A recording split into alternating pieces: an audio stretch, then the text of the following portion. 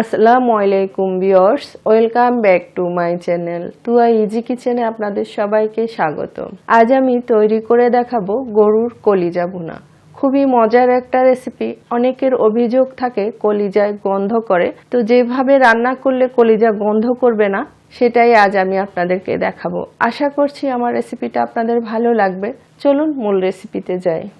এখানে আমি বেশ কিছু ফুটন্ত গরম পানি নিয়েছি, আর গরম পানিতে দিয়ে দিলাম হাফ চা চামচ হলদের গুঁড়ি। আর এখানে কিছু কলিজা আমি কেটে নিয়েছি এভাবে ছোট ছোট করে। তো এখন আমি কলিজাগুলোকে গরম পানিতে দিয়ে দিলাম, নিয়ে সঙ্গে সঙ্গে নেড়ে চেড়ে ভালো করে মিক্স করে দিচ্ছি। এই গরম পানিতে এগুলো 3 থেকে 4 মিনিটের মতো এভাবে রাখবো। কলিজা একটা গন্ধ করে, এই জন্য কলিজাটা অনেকেই খান না। তো কলিজাটাকে যদি এইভাবে গরম পানিতে কিছুক্ষণ হলুদ দিয়ে এভাবে যদি ধুয়ে নেন তাহলে কলিজাটা আর গন্ধ করবে না। কলিজাটাকে আমি কেটে প্রথমে ধুয়ে নিয়েছিলাম, এখন এখানে দিয়েছি গরম পানি থেকে। এখন ভালো করে এগুলো ছেঁকে নিব। তো 3-4 মিনিট রাখার পর কলিজাটাকে আমি ছেঁকে নিয়েছি, দেখতে পাচ্ছেন। আর কলিজাটা কাটার সময় যে কলিজার উপরে যে একটা পাতলা আবরণ থাকে, ওই আবরণটা আমি টেনে ছিঁড়ে নিয়েছি, দেখতে পাচ্ছেন। একটা কলিজাতেও কিন্তু আবরণ নেই, আমি আবরণটা ফেলে দিয়ে তারপর কেটে নিয়েছি। এভাবে যদি ফেলে দিয়ে কাটেন তাহলে কলিজার টেস্টটা অনেক ভালো আসে। আর এখানে আমি এখন দিয়ে দিচ্ছি গুদ্দা, তিল্লি, ফ্যাপসা, কিছু চর্বিও আছে, সব মিক্স করে এখন এগুলো নিয়ে নিয়েছে একসাথে। সব মিলিয়ে এখানে প্রায় হাফ কেজির মতো হবে। এখন আমি মশলাগুলো এখানে অ্যাড করছি। আদা বাটা দিয়ে দিলাম 1 টেবিল চামচ, রসুন বাটা দিয়ে দিলাম 1 টেবিল চামচ, গুঁড়ি মরিচ দিয়ে দিলাম 1 চা চামচ। ঝালটা আপনাদের পছন্দ মতো আপনারা কম বেশি করতে পারেন। হলদের গুঁড়ি দিয়ে দিলাম হাফ চা চামচ, ধনিয়ার গুঁড়ি 1 চা চামচ, জিরার গুঁড়ি 1 চা চামচ, লবণ দিয়ে দিলাম হাফ চা চামচ,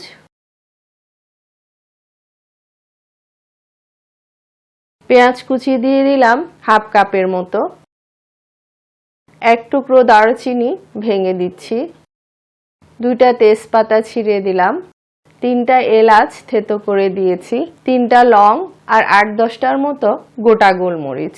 সয়াবিন তেল দিয়ে দিলাম 2 টেবিল চামচের মতো। আপনারা চাইলে সরিষার তেলও ইউজ করতে পারেন। এখন এগুলো আরেকটু ভালো করে মিক্স করে নিচ্ছি।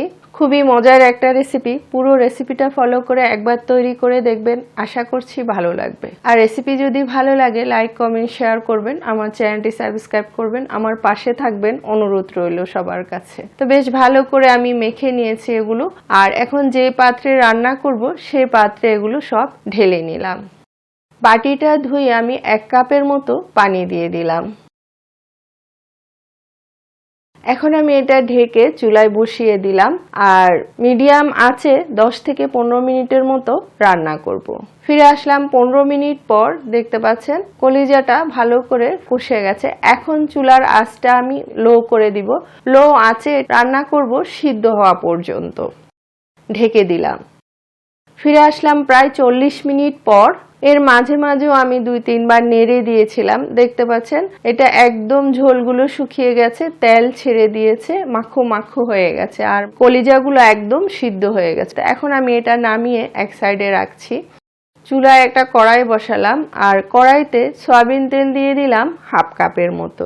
সামান্য একটু গোটা মেথি দিয়ে দিলাম, এতে সুন্দর একটা ফ্লেভার আসবে। পেঁয়াজ কুচি দিয়ে দিলাম 1 কাপের মতো। এই রেসিপিতে পেঁয়াজের পরিমাণটা একটু বেশি দিবেন, তাহলে টেস্টটা খুব ভালো আসবে। এখন আমি এগুলোকে নেড়ে চেড়ে লাল করে ভেজে নিব। তো দেখতে পাচ্ছেন পেঁয়াজটা লাল হয়ে গেছে। এখন আমি কলিজাটা এখানে দিয়ে দিচ্ছি। তো সম্পূর্ণ কলিজাটা আমি এখানে ঢেলে নিলাম, আর একটু হালকা করে নেড়ে চেড়ে মিক্স করে দিয়েছি। আর দিয়ে দিলাম 3টা কাঁচা মরিচ। গরম মশলা দিয়ে দিলাম হাফ চা চামচের থেকে একটু কম। এখন নেড়ে চেড়ে ভালো করে মিক্স করে দিচ্ছি মশলাটা। একেবারে লো আছে এখন 4-5 মিনিট দমে রাখবো, যাতে গরম মশলাটা ভালো করে মিক্স হয় এবং কাঁচা মরিচের ঝালটাও বের হয়। ঢেকে দিলাম। ফিরে আসলাম 5 মিনিট পর। দেখতে পাচ্ছেন কি সুন্দর কালার এসছে, আর খুব সুন্দর ফ্লেভার বেরিয়েছে। তো আমার রান্নাটা পুরো কমপ্লিট। চুলাটা আমি এখন বন্ধ করে দিয়েছি এবং আপনাদেরকে পরিবেশন করে দেখাচ্ছি। দেখতে পাচ্ছেন কি সুন্দর হয়েছে, কালারটা কি সুন্দর এসছে দেখতে পাচ্ছেন। খুবই মজার একটা রেসিপি। পুরো রেসিপিটা ফলো করে একবার তৈরি করে দেখবেন, আশা করছি ভালো লাগবে। যারা কোনোদিন কলিজা ভুনা খায় না তারাও খাবে। তো এতক্ষণ আমার ভিডিওটা দেখার জন্য আপনাদের সবাইকে অনেক অনেক ধন্যবাদ। আবার অন্য কোনো ভিডিও নিয়ে আপনাদের সামনে হাজির হব। সবাই ভালো থাকবেন। আল্লাহ হাফেজ।